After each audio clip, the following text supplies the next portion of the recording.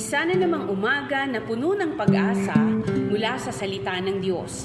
Halina at makibahagi sa ating umagang pagbubulay, pagpapalakas at pagpapatatag sa ating pananampalataya sa Panginoong Hesus. Mula sa Section 6 ng Southern Tagalog District Council of the Assemblies of God, tayong lahat ay magkaisa sa pagpapalagong espiritual.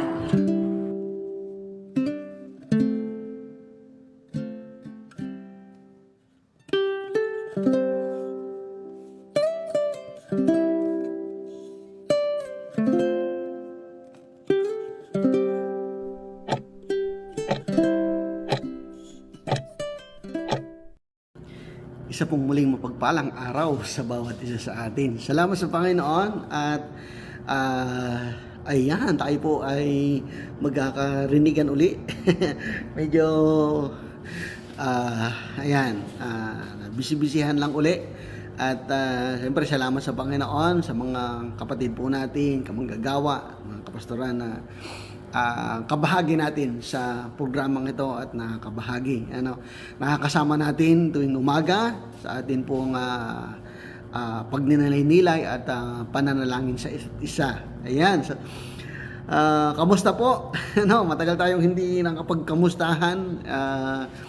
Salamat sa Panginoon. At nandyan pa rin po kayo na patuloy na sumusuporta at nag-iintay at nag-aabang ng atin pong gawain. So, ayan, salamat po at ayan, patuloy nating suportahan, Huwag natin pong matawag doon, tulungan natin ang isa't isa sa magitan po ng ganitong gawain, So, nakakaabot tayo, nakakapanalangin tayo, nakakaabot tayo ng ibang mga lugar, iba't ibang mga lugar at ibang mga bansa. Nakakarating na rin po tayo ang ganitong mga programa. So, malaking bagay po ito. At request natin, hiling natin, na patuloy po nating suportahan ang gawain ito. Yan, para tayo ay makapagpalakasan sa isa't isa. Mayroon po kayong mga panalangin, kahilingang panalangin. Pwede nyo pong ilagay dyan sa ating pong mga comment section kung may mga prayer request po kayo, and pwede nyo rin po yung i-message sa ating pong page, yan, kung para po kung ayaw nyo i-public, pwede nyo pong i-message yung ating page, o kaya naman pwede nyo rin po kaming PM, yung po mga pastor natin. Kami, So, ayan, para po matulungan natin ang isa't isa sa pananalangin. So, ayan, so, salamat sa Panginoon. Please, suportahan natin ang gawain ito. Malaking bagay po ito sa atin. Kahit kami po, ay masaya na kayo ay nakakasama natin sa ganitong gawain. Nakakapagkwentuhan, nakakapagbalitaan tayo. So, ayan. Please, patuloy nating samahan at suportahan. Yan, ulit ako, pero napakahalaga po kasi nito para po siyempre para din sa atin pong pagpapalakasan sa isa't isa. Okay? So, again, sinasabi natin lagi, kami po ay narito, mga pastor natin na narinig po ninyo na nagtuturo, nagsishare ng salita ng Panginoon. Hindi po kami laging malakas. Kaya po kailangan din po namin ng inyong panalangin. Okay? Hindi po ibig sabihin narito kami o nariyan yung mga pastor natin na nagtuturo, nangangaral, bombastic tawag doon, parang kung mangaral, parang laging revival kung mangaral, pero hindi laging ganoon yon, So, may mga sitwasyon din sa buhay na talagang minsan sa pamilya, sa mga pinansyal, at may mga isipin din sa buhay. Pero salamat sa Panginoon dahil nagpapatuloy sa gawain, nagpapatuloy sa paglilingkod, at siyempre nandiyan po kayo, mga kapatiran na sumusuporta sa mga gawain ng Panginoon. Okay. So, magpapatuloy tayo sa ating pag-aaral sa aklat po ng Philippians. Medyo matagal-tagal po yung yung pagitan. Pero pag-usapan natin, no? Philippians chapter 1 verse 3 and 4. So kung natatandaan natin, hopefully natandaan pa natin, yung ating pinag-usapan ay sa tuwing aking naaalala. Sa tuwing aking maaalala. Yan. Okay. Yun po yung pinag-uusapan natin. So medyo matagal-tagal na nga lang. So sana mabalikan natin o kaya naman ay hopefully napakinggan natin yung unang bahagi at ngayon ang kasunod matagal na pagitan. By the way, salamat sa Panginoon. Okay, so sa tuwing aking maaalala, Philippians chapter 1 verse 3 and 4, ang sabi po dito, nagpapasalamat ako sa Diyos tuwing maaalala ko kayo. Okay? Ang aking mga panalangin para sa inyo ay laging puspos ng kagalakan. Okay.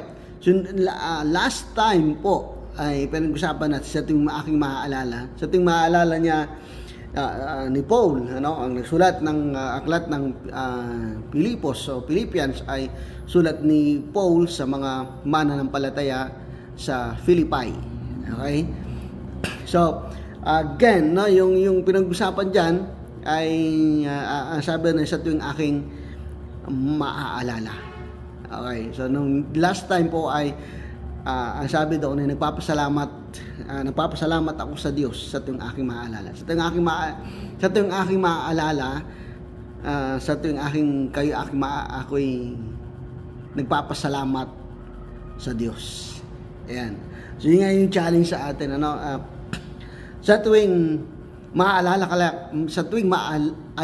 kaya tayo ng tao, ay nagpapasalamat kaya sila sa buhay niyo, sa buhay natin. Okay, so malaking bagay po 'yon. Kahit sa panahon ni Paul. Again, yung pong sulat na ito, sinulat ni Paul ay nasa bilangguan siya.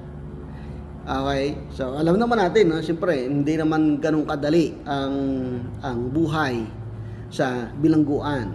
Ay maaring ang iba sa atin ay nakaranas na makulong or may mga kakilala tayo, mga kamag-anak o nababalitaan natin, napapanood na hindi madali ang buhay sa kulungan. Okay, so maaring sa mga panahong 'yon si Paul ay maaring nag-iisip din siya sa kanyang kalagayan sa buhay. So kaya ang ginagawa niya during sa mga panahon ng maaring siya ay nalulungkot din sa sitwasyon sa buhay, siya ay inaalala niya yung kanyang mga inumpisang mga gawain, and particularly sinulat niya sa mga taga Philippi. At ang sabi niya, sa tuwing maaalala ko kayo, nagpapasalamat ako sa Diyos. Ayan, so yun yung kanyang ginagawa. Okay, so kalip na ilugmok niya yung kanyang kalagayan, o kaya naman ay ma-depress siya sa kanyang kalagayan sa buhay. Nag-iisip siya ng mga bagay na magpapasaya sa kanya. Nag-iisip siya ng mga bagay na magpapasalamat siya sa Diyos. So sa mga panahon ng hindi maayos na sitwasyon o na kalagayan ng buhay, ang ginawa ni Paul siya ay nagpasalamat sa Diyos dahil naaalala niya taga Pilipos. Okay. So maaari sa buhay natin, and ipag-pray po natin na sa nawa tayo ang buhay natin ay maging pagpapala, nagiging pagpapala sa iba. Ating maaalala ng mga tao, tayo ay nagpapasalamat sila sa Diyos. Okay? Okay, so nagpapasalamat ako sa Diyos. Pangalawa po ay napupuspos ako ng kagalakan. Sa tuwing maaalala ko kayo, sa tuwing aking maaalala, ako ay nagpapasalamat sa Diyos at napupuspos ng kagalakan. Sabi diyan sa verse 4, ang aking mga panalangin para sa inyo ay laging puspos ng kagalakan. I pray with joy. Yan, no? I pray with joy. So sa tuwing aking maaalala, nagpapasalamat ako sa tuwing maalala ko kayo sa aking panalangin, nanalangin ako ng may galak. Ayan, no? Salamat sa Panginoon. So si Paul ay, again, yung kanyang sitwasyon, siya ay nasa kulungan, nasa bilangguan, siyempre, limitado yung kanyang galaw, yung kanyang kilos, bagamat madadaanan natin sa mga pag-aaral diyan sa susunod na mga pag-aaral natin. Si Paul naman ay may mga privileges na ibinigay. Pero hindi pa rin siya malaya doon eh. Bagamat may mga privileges na ibinigay sa kanya. So hindi pa rin come to think, hindi pa rin maganda yung sitwasyon niya. Siyempre, lalo nung panahon 'yon. Hindi natin alam kung ano yung facilities, hindi natin kung anong klaseng kulungan ang mayroon sila nung panahon 'yon. Okay. Pero, yan, ang sabi niya, I pray with joy. Dating maaalala ko kayo, I pray with joy. Nanalangin ako ng puspos ng kagalakan. Wow! So, ito yung kanyang nagiging inspirasyon sa paglilingkod sa Panginoon. Yung mga taong katuwang niya, yung mga taong kasama niya, yung mga taong inumpisahan niya ng gawain na nagpapatuloy sa Panginoon. So, napupuspos siya ng kagalakan. Okay? And alam niyo po, yung Philippians, yung kanyang sulat sa Philippians, isa sa mga maiigsing mga sulat niya. So yung tinatawag na Pauline epistle, yung mga sulat ni Paul ay isa sa mga maigsing sulat ay ang Pilipos. Pero alam niyo po, yung salitang joy or rejoice, joy and rejoice, ay 16 times na binanggit yung salitang joy or rejoice. Sa aklat na ito, sa 4 na chapter ng Philippians ay 16 o 16 times na inulit yung salitang joy. So, ang sitwasyong ito, yung sulat na ito talagang punong-puno ito ng joy. Okay? Ng kanyang kalooban. Pero again, yung sitwasyon niya hindi masyadong maganda kasi nga nasa kulungan siya. Akalain mong yung tao na nasa kulungan, ang kanyang laman ng sulat ay about joy. Okay. So, and again, yung sabi diyan ay sa tuwing maalala ko ay napupuspos ako ng kagalakan. Kaya naman yung kanyang sulat ay ang challenge niya, laging encouragement sa mga taga-church, taga-Philippians ay about joy. At na-relate niya yun sa kanyang sarili. Okay? So kahit na hindi maganda yung sitwasyon niya, pero ang laman ng sulat niya is about joy. And about yung kagalakan na dulot ng ibang tao. Okay? So tuwing maaalala tayo ng ibang tao, ano kaya hinisip nila? So tuwing mananalangin yung kapatiran, yung pastor mo, so tuwing mananalangin kaya at na aalala kayo or na may mention kayo, I know, yung lahat po ng mga pastor natin, nananalangin yan at isa-isa kayo dyan. Isa-isa yung mga kapatiran, isa-isa yung mga miyembro na idinudulog ng mga pastor sa Panginoon. Okay? So lahat yan. Sa palagay ninyo, kapag nadaanan kaya ng inyong mga pastor yung mga pangalan ninyo, ano kaya ang maaalala niya sa inyo? O hindi lang pastor, so ating maaalala kayo ng ibang mga kapatiran, ibang mga tao na nagpi-pray para sa inyo. Ano kaya ang kanilang naaalala? Ano kaya yung kanilang laman ng panalangin? So dito kasi I pray with joy. Sa palagay ninyo, sa inyo, pag nanalangin yung inyong pastor o mga kapatiran sa inyo, pray with joy din kaya o pray with pray with pain, pray with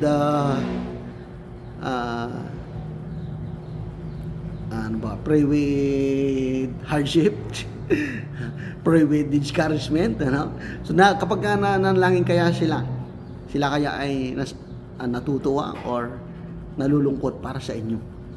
Okay. So ito challenge para sa atin sa ating lagi nating isipin na tayo ay nagiging pagpapala sa iba at nagiging inspirasyon tayo sa ibang tao. Lalo na po, magiging inspirasyon kayo sa inyong mga pastor. Napakalaking bagay po yun. So manalangin yung inyong mga pastor sa inyo at nabanggit yung mga pangalan ninyo ng mga pamilya ninyo. At nagdulot ito ng kagalakan sa inyong mga leader, mga pastor. Diba? Ang laking bagay po nun. Ano? Kasi si Paul, ito yun si Paul yung kanilang leader. Yung kanilang pastor. At dahil nga siya ay nasa kulungan, nagpapadala siya ng mga representative, kagaya nila Timoteo, So, pero siya talaga yung nagbukas ng gawain dyan And siyempre, napakahalaga yun para sa kanya. At sabi niya, napupuspos ako ng kagalakan sa tuwing maaalala ko kayo sa aking panalangin. Ayan. So, challenge ito sa atin. Kapag maaalala tayo o maisama na tayo sa panalangin ng ating mga pastor, ng mga leader natin, ay magdulo tayo ng kagalakan sa kanila. Ayan. So, yung mga pastor, ganyan po. So, nakakaranas ng mga problema o nahi-stress, siyempre, dahil nga dami ng problema, daming isipin sa pamilya, sa tahanan, sa trabaho, sa workplace, at siyempre sa church. Ayan. Pero, siyempre, kapag ka may mga kapatiran na sumusuporta sa gawain ng Panginoon, yan ay nagpapa-boost ng lakas, nagpapabata yan sa mga pastor. Kapag ka puro problema yung kanyang dinideal, lalo na sa panalangin, yan, ang bilis mag-stress, ang bilis magpatanda. So, yan. Challenge po ito sa atin. And again, salamat po sa inyong pagsama at patuloy nating suportahan ang ating pong gawain. Maging kagalakan tayo ng ibang tao. Tayo po ay manalangin. Panginoon, nagpapasalamat po kami sa oras pong ito, sa pagkakataong ito na muli po ay nagkarinigan kami. At salamat po sa mga kapatiran namin, mga nakakasama namin sa gawain ito, ang mga maaring po may mga iba't kaming mga kahilingan, hindi man po namin mabanggit, subalit alam mo po naman ang mga puso. Pagpalain mo, Panginoon, ang bawat isa, ang may mga sakit at karamdaman sa oras pong ito, maranasan nilang kagalingan na nagbubuhat, Panginoon, sa inyo. Dumadalangin din po kami sa bawat iglesia, Panginoon, sa amin po mga pastor, sa amin po mga kamanggagawa, sa amin po mga leader, Panginoon, patatagin mo at palakasin ang amin po mga buhay, upang patuloy namin magawa ang mga ipinagkatiwala mo, Panginoon, sa amin. At tulungan mo rin po kami maging realization sa amin, Panginoon, na kami bilang mga lingkod mo at kami, Panginoon, bilang may mga taong nakakasakop sa amin, magdulot nawa kami ng kagalakan sa kanila. Magpapasalamat sila sa inyo, Panginoon, dahil sa amin, dahil sa aming mga buhay. At nagiging pagpapala kami, Panginoon. Lord, salamat po ng marami. Tulungan mo po kami. Gabayan mo po, Panginoon. Ilayo kami sa anumang uri ng sakit at karamdaman.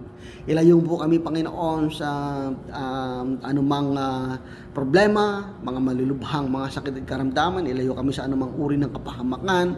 At lagi, Panginoon, kaming magpatuloy. Manatili kaming naglilingkod at nanatili kaming naglilingkod ng tapat at totoo sa amin pong mga buhay, sa amin pong pananampalataya sa inyo. Lord, palakasin mo po kami, patatagin mo po kami habang naghihintay kami ng iyong panahon, dinakdang panahon. Panginoon, hinihintay kami ng iyong pagbabalik. Kami manatiling tapat, na naglilingkod at nagiging pagpapala sa ibang tao. Salamat po ng marami. Lord, muli po, pagpalain mo, Panginoon, ang aming po mga kapatid na kasama namin sa gawain ito, anuman po ang kanilang mga kahilingan, pinansyal, spiritual, at iba pang sitwasyon sa kanilang pamilya.